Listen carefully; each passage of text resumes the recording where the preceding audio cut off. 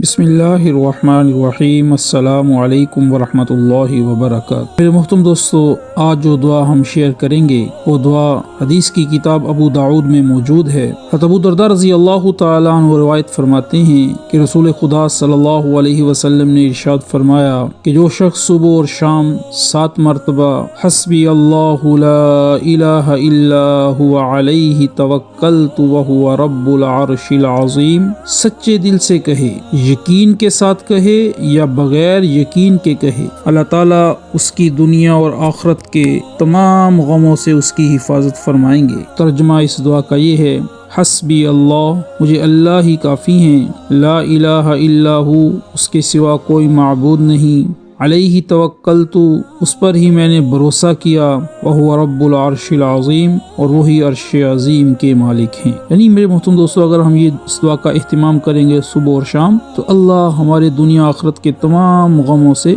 हमारी हिफाजत फरमाए। साद इस्लामिक टीवी के मुअज़्ज़ज़ सामिईन, अगर आपने अभी तक हमारा चैनल सब्सक्राइब नहीं किया तो प्लीज़ सब्सक्राइब के आइकन पर क्लिक कर दें और बेल के आइकन को दबा दें ताकि हमारी तमाम वीडियोस आपको बर वक्त मिलती रहें।